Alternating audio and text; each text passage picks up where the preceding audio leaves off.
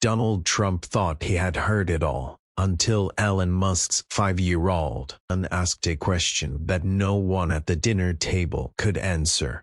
The dinner had ended almost an hour ago, but Trump was still seated at the long polished table in the East Room, his dessert Saturday untouched, his water glass leaving a quiet ring on the linen tablecloth. He wasn't sure why he was lingering, maybe because the conversation had drained him, or maybe because something had happened, something small but sharp, and it hadn't left his mind.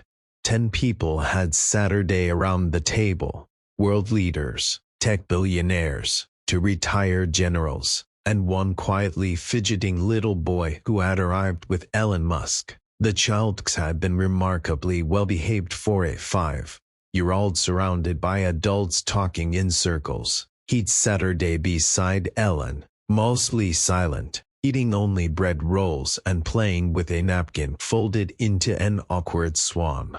The boy had spoken only once, and that was what Trump couldn't stop thinking about. It had happened during a heated discussion. Ellen was explaining a new orbital relay system that would allow satellites to communicate faster, and a prime minister was arguing about cybersecurity risks, their words layered thickly over each other, all logic and jargon and predictions.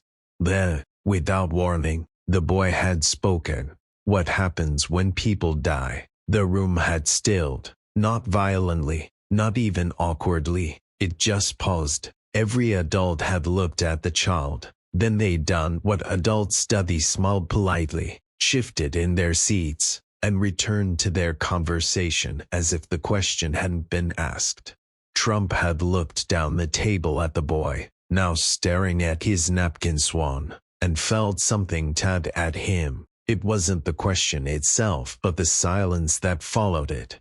Now sitting alone in the quiet dining room, Trump stood slowly, bones creaking with age and exhaustion, and stepped into the hallway, and ate past him, murmuring something about a call from South Dakota. Trump waved him off. Not now. He needed air.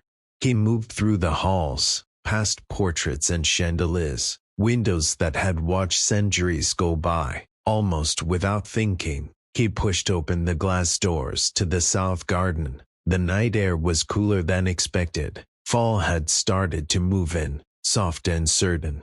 He walked slowly toward the old bench beneath the sycamore tree. That's where he saw him, a small figure curled up alone. It was X, still in his little blazer from dinner, still holding the napkin, now wrinkled and limp. The boy's eyes were red, staring at the dark grass like it held answers.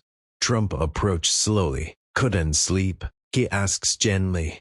X looked up, startled, then shrugged. "I snuck out." Trump gave a soft smile. "I do that sometimes too." He Saturday on the far end of the bench. "Not too close." X clutched the napkin like a blanket. "You asked a question at dinner," Trump said after a moment. The boy nodded, eyes still down. "And nobody answered?" Another nod. "I'm sorry about that," Trump said. "I think you caught us all off guard." X finally looked up at him. "Do grown-ups not like those questions?" Trump tilted his head. "What do you mean?" "About dying, and other stuff. People always get quiet, like I did something wrong." Trump exhaled slowly. "You didn't do anything wrong. Then why do they look at me like that?" Trump searched for an answer, one that was honest but wouldn't scare a child. "Sometimes," he said slowly, "grown-ups are afraid of questions they don't know how to answer." X frowned. "But they're grown-ups. Aren't they supposed to know?" Trump smiled sadly. "We like to think we do, but we're just older, not always wiser." The boy swung his feet a little. "I asked my dad once. He said people go back to the stars, but he said it fast, like he wanted to say something else." Trump nodded slowly. Maybe he didn't know how to say what he really felt. "Do you know what happens when people die?" Trump looked out over the garden. The moonlight touched everything gently. "I've had people I love die. Some suddenly, some slowly, I've stood by their beds. I said goodbye when I wasn't ready. He paused. And you know what I've learned? X leaned in just a little. I don't know what happens next, Trump said, but I think something does. Something kind. The boy was quiet, then softly asked, what if they forget me? Oh, the people who died. What if they forget I love them? Trump swallowed hard. I don't think love works that way. I think when we love someone really love them, it stays. Even when they go. Even if I forget their voice. Even then. X was quiet for a long time. Then he whispered, I don't want to get big if it means I forget things. Trump felt something crack open inside him. He looked at this boy, not just Elon Musk's son, but a child with wonder and sorrow far too deep for 5 years of life. And he remembered being that small, that scared, that curious. He remembered asking his mother once, what happens when we disappear? She'd said, we don't disappear, we return to the one who made us. He hadn't thought about that in decades. Do you want to know what I think happens? Trump asked. X nodded. Trump pointed upward. You know stars die too, but they go boom. X said. Exactly, but do you know what happens after they go boom? X shook his head. They leave behind light. It keeps traveling even after the star is gone. It moves through the dark, and sometimes someone sees it years later and says, look how bright that is. The boy blinked. People are like that too, Trump said. When someone dies, the love they gave keeps going, like light. X looked up at the sky, then back at Trump. Do you really believe that? Trump hesitated. I think I do. Now, X smiled faintly. The wind rustled the trees. Trump stood slowly. Come on, let's get you back inside. Before the Secret Service thinks I've lost a world leader's kid. X giggled. Trump offered his hand. X took it. They walked back through the garden. The soft crunch of leaves beneath their feet, and the silence between them no longer uncomfortable but full. Not all questions have answers, but sometimes asking them together is enough. The next morning, Donald Trump woke earlier than usual. The sun had barely broken past the horizon, casting an amber glow through the tall windows of the residence. He had always been a light sleeper, but today it wasn't noise that stirred him, it was the boy's voice. Do you really believe that? Trump sat up slowly, rubbing his face with both hands. The memory rolled over him, X's words, the way he had asked about death, the way his small fingers clutched that napkin like a tether to something safe. It had stayed in Trump's chest like a stone that refused to shift. He walked to the window and stared out over the south lawn. Everything outside looked like it was under control. Everything inside him felt less so. He wasn't a man who welcomed discomfort. His instincts were sharp, his habits sharper. When something unnerved him, he usually out-talked it or moved faster than it could catch him. But this wasn't something he could outrun, not with meetings, not with cameras, not with applause. He dressed slowly, unusually without the television on. No tie, no cufflinks, just a plain navy suit and a pale blue shirt open at the collar. In the study downstairs, coffee was waiting, so was the silence. He sat in the leather chair by the window, sipping slowly, the warmth of the mug doing little to soothe the chill running under his skin. I don't want to get big if it means I forget things. He didn't know why that sentence hurt more than the others. Maybe because somewhere deep down, he remembered saying something like it when he was young. Or maybe he had only felt it and never dared say it aloud. He picked up the phone, considered dialing Ellen, then put it down. What would he even say? Your son asked about death. He's scared, and he's wondering why you didn't answer. No, that wasn't a conversation you started on a Thursday morning. Instead, he opened the drawer beside his desk. Inside was a pile of letters, mostly unopened notes from supporters. children's drawings, occasionally a book from a pastor, a handwritten card from a veteran's widow. He picked one at random. It was from a woman in Tennessee, handwritten in neat cursive. Mr. President, please don't forget us little people. We pray for you every night. I hope you know God is still listening. Sometimes I wonder if anyone in Washington still believes in that. He read it twice, then set it down. The boy's question had shaken him. Yes, but it wasn't just about death. It was about silenced kind adults surround themselves with because they think it protects them from vulnerability, because they think honesty makes them weak.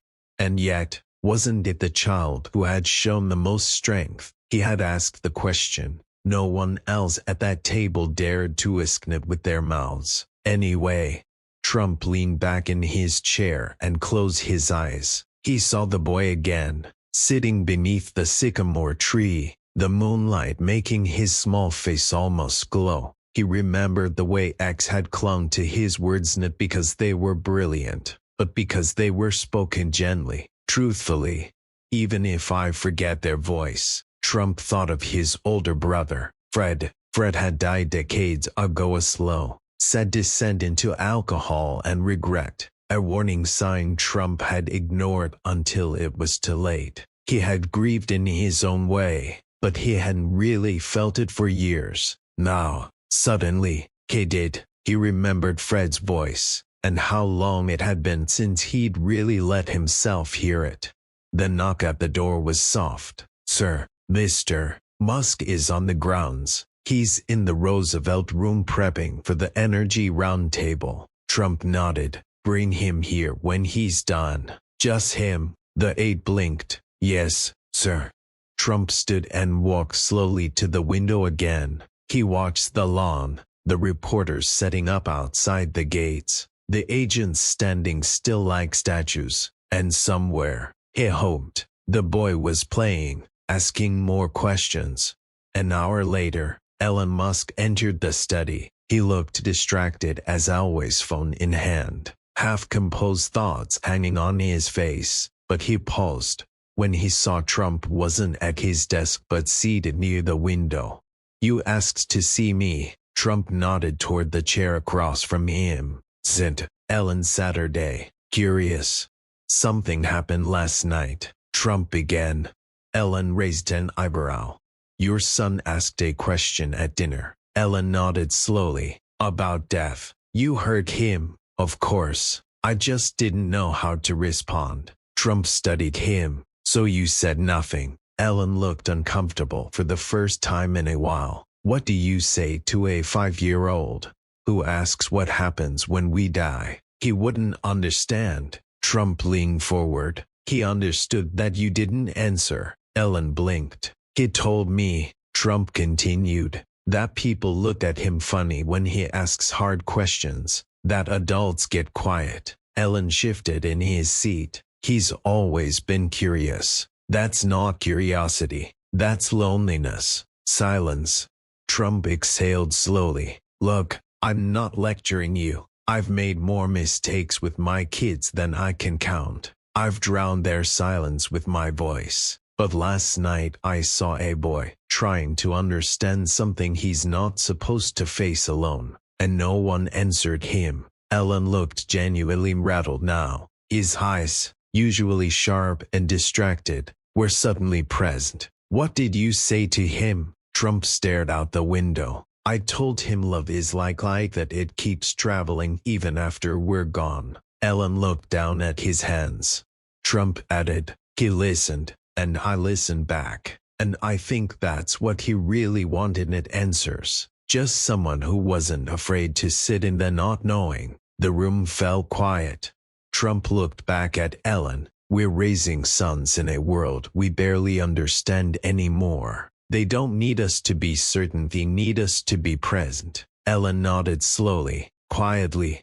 Trump stood. He's a good boy. Don't let the noise drown him. Ellen stood too. I won't. Trump nodded once, then turned back to the window. Ellen left without another word, and Donald Trump stood there, watching the morning roll on, thinking about all the children who ask big questions and all the adults forget that not knowing is sometimes the most honest answer of all.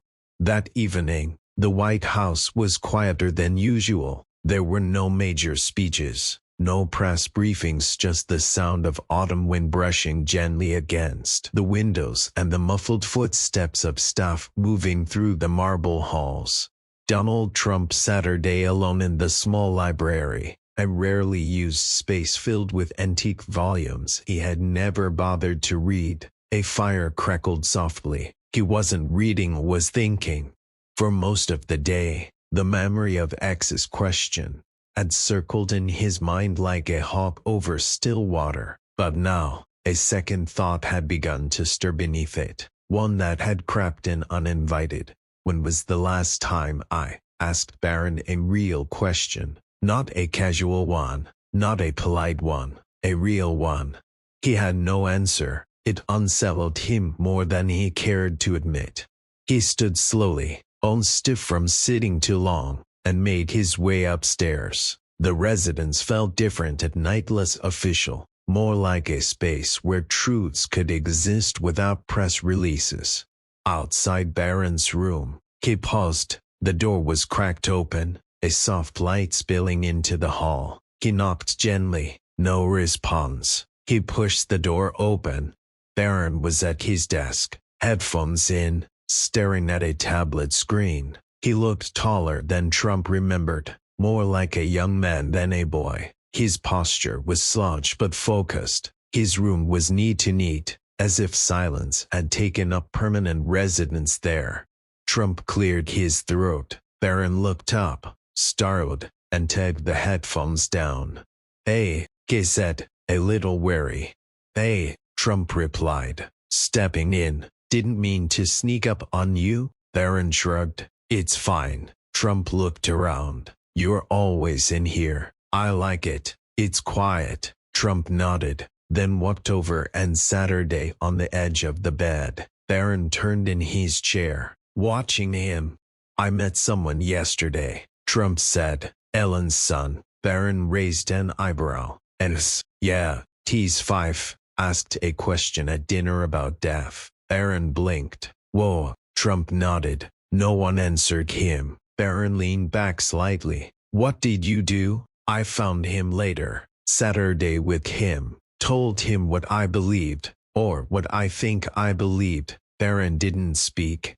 Trump took a deep breath. "It made me realize something. I don't know if I've ever talked to you about things like that." Barron shrugged. "We don't really talk like that." Trump winced. "No, we don't." They sat in awkward quiet. Then Trump asked carefully, "Do you ever think about that stuff?" Barron hesitated. "Sometimes." "What do you believe?" Barron looked away. "I think people are scared of being forgotten. That's the worst part, not the dying. Just being gone and no one remembering what you were like." Trump swallowed. "I think I felt that when my brother died," he said quietly. "Fred, he was funny, kind. He used to bring me candy after school, and after he was gone, I couldn't remember his laugh for years. I buried it. I think I was scared of the hurt." Barron studied him. "I didn't know that. I've never said it," Trump admitted. They were quiet again. Then Barron asked, "Do you ever get scared?" Trump gave a faint smile. "Every day." "Of what?" Trump looked out the window. "Of letting people down. Of wasting time. Of talking so much that I forget to hear what matters. Of missing the important stuff. Because I thought the world was about being right instead of being real." Barron nodded slowly. "That's a lot." "It is," Trump agreed. They sat for another few minutes, the sounds of the house soft and distant. Then Barron said, "I used to have this question, but I stopped asking it." Trump looked at him. "Why?" "Because I didn't think anyone would want to answer." Trump leaned forward. "Try me." Barron took a breath. "What if I grow up and I'm nothing like you? What if I don't want to do speeches or stand in front of cameras? What if I want a quiet life and I just disappear from all of this? Trump's chest tightened. He stood, walked over, and placed a hand on his son's shoulder. Then I'll find you, he said softly. Wherever you go, I'll find you, and I'll listen to whatever you want to say. Barron looked up, eyes wet. You promise? Trump nodded. I promise. They sat there for a long time, father and son, neither trying to fix anything, just being present in the unspoken space between their truths. Later that night, Trump wrote a short note and placed it in the top drawer of his desk. Sometimes the question is more important than the answer, and the person who dares to ask it is braver than the one who pretends to know. The day after his conversation with Barron, Donald Trump found himself doing something he hadn't done in decades. Took a morning off. No cameras, no meetings, no press releases, just a car waiting outside the West Wing.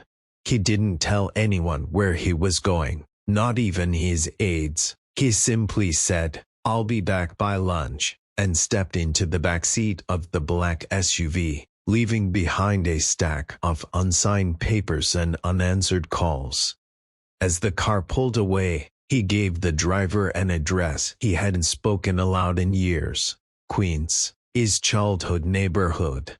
The streets were different now. Of course, the diner's gone. The storefronts changed. The sidewalks cleaner but quieter. Still, the memory of them lived in the bones of the place, and Trump felt it all rising up the deeper they drove into the borough. They stopped in front of a small church-white siding, peeling paint, a short flight of steps leading to a red door. He hadn't been inside it since his mother's funeral. He didn't even know if it was open anymore, but he stepped out, hands in the pockets of his coat, and walked slowly to the door. To his surprise, it opened with a soft creak. The sanctuary inside was empty. Dust hung like mist in the slanted light from the windows. The wooden pews creaked under his weight, as he Saturday knew the back. He hadn't come to pray, not exactly, but he needed to be in a place that remembered him. He closed his eyes. Fred, his mother, the smallness of his world before it expanded for towers and spotlights and microphones, before the weight. He remembered sitting in this very pew as a boy, legs swinging, bored by sermons but fascinated by stained glass. He remembered whispering questions to his mother when the pastor spoke of heaven. Where is it? He had asked. She had smiled, touched his hair. Close, closer than we think. He didn't understand then, but now, all these years later, he wondered if she had meant that heaven wasn't somewhere far above but right here in the small, quiet acts of love and truth and presence, like sitting beside a boy who asked about death, like answering your son when he says, "What if I don't want to be like you?" He sat there for a long time. Then, from the far corner of the sanctuary came the sound of slow footsteps. He turned. An old woman, in and upright, stepped into the light. "Mr. Trump," she asked gently. He stood. "You know me?" She smiled. "I was your Sunday school teacher, long ago." He blinked. Her name rushed back to him. "Mrs. Carnes." She nodded. "You had a lot of questions back then. Always wanted to know more than what we had time for." He chuckled softly. "Still do." She walked down the aisle, her steps careful. "What brings you back?" she asked. He paused. "A little boy asked me, what happens when people die?" She didn't speak. I tried to give him an answer, he said, but it made me realize how much I've stopped asking questions of my own. Mrs. Carnes sat in the pew across from him. "There's wisdom in answers," she said, "but there's more in the questions we keep asking, even when we're older." He nodded. "I thought I had to know everything," he admitted, "to lead, to protect, to never show doubt." She reached over, placed her wrinkled hand over his, and now, he looked down. Now I think maybe the bravest thing I can do is say, "You don't know, but I'm here, and I'm listening." Mrs. Carnes smiled. "Your mother would be proud of that." He swallowed hard. They Saturday together in the quiet for a while, letting the weight of unspoken things settle around them.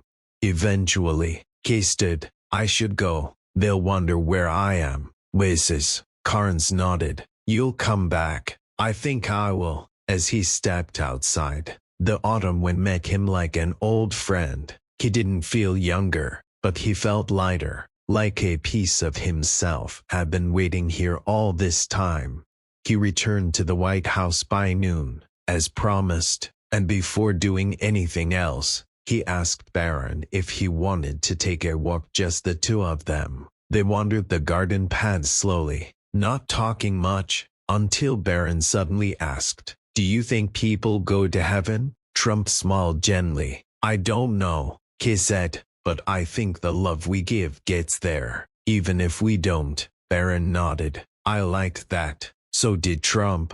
That night, he placed a small framed quote on his desk. It was scribbled in pencil in his own handwriting. "Most important people are the ones who aren't afraid to ask what no one else will." 3 days later, the White House was unusually still, not because of anything external. No national emergency, no breaking news, but because something inside Donald Trump had changed. And though few people noticed at first, those closest to him began to sense it in subtle ways. He listened longer, he spoke more slowly, and for the first time in years, he asked questions he didn't try to answer.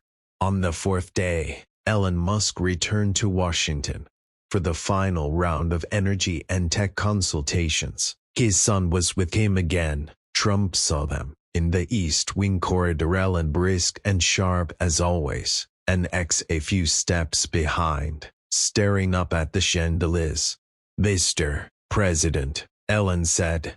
Trump smiled. "Elon." He crouched slightly to meet the boy's eyes. "And how's my favorite philosopher?" X smiled shyly. "I didn't ask any big questions today." Trump chuckled. "Maybe that's because you're still waiting for an answer." Elon watched the exchange carefully. "I'll be in the Roosevelt room," he said to Trump. "He can stay with you if you like." Trump nodded. "I'd like that." They made their way to the garden, same bench, the same soft breeze. Only now, the leaves were deeper gold, and the silence between them had turned from awkward to familiar.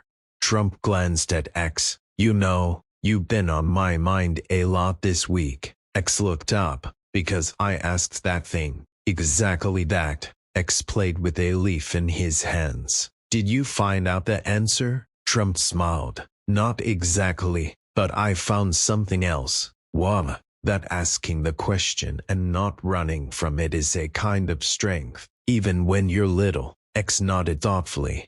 Trump continued. "I talked to my son after we spoke, and I told him about you, about how your question helped me remember things I forgot." "Like what?" Trump looked up at the sky. "Like how it's okay to not know, how love keeps going even when people don't, and how really listening is sometimes the best answer we can give." X was quiet. Then he said, "I'm glad I said it out loud." Trump nodded. "Me too." X turned to him. "Do you think other grown-ups are scared too?" Trump looked at the boy. "I think most grown-ups are scared, but they hide it. Some behind jobs, some behind anger, some behind being too busy." X looked down. "My daddy's always busy." Trump's voice softened. "So was I, for a long time." "Do you think he loves me?" Trump placed a hand gently on the boy's shoulder. "I know he does, but sometimes love gets buried under all the things adults think they have to do. Doesn't mean it's not there." X's eyes glistened. Trump continued. "You asking that question, it reminded me that being strong doesn't mean pretending. It means caring enough to be honest, even when it's hard." A quiet passed between them. Then Trump asked, "Can I ask you something now?" X nodded. "What?" do you think happens when people die? X thought for a long moment, then said, I think they go somewhere good, but it's quiet and soft, and no one's in a hurry. Trump smiled. That sounds like heaven to me. The boy leaned against him slightly. I hope I go there, but not for a long time. Trump looked at him gently. You will, one day, but you've got a lot of living to do first, and a lot of questions left to ask. X smiled. From the edge of the garden, an aide called softly, Mr. President, Mr. Musk is ready. Trump nodded, then looked at the boy. Go on, he said. Your dad's waiting. X stood. Then suddenly, he turned back and hugged Trump's waist tightly. Thank you for not being scared. Trump's eyes stung. He placed a hand on the boy's back. Thank you for being brave enough to ask. The boy ran off. Trump watched him go, the wind lifting leaves around his feet like quiet applause. Later that night, alone in his study, he opened a notebook, not one filled with strategies or speeches, just a single page. He wrote, sometimes a child's question is the echo of a truth we buried too long ago, and sometimes the answer is not in knowing, but in sitting beside them, unafraid. He closed the book. Outside, the stars had begun to appear, and Donald Trump, for the first time in years, Saturday in their presence with no need to be anything more than human.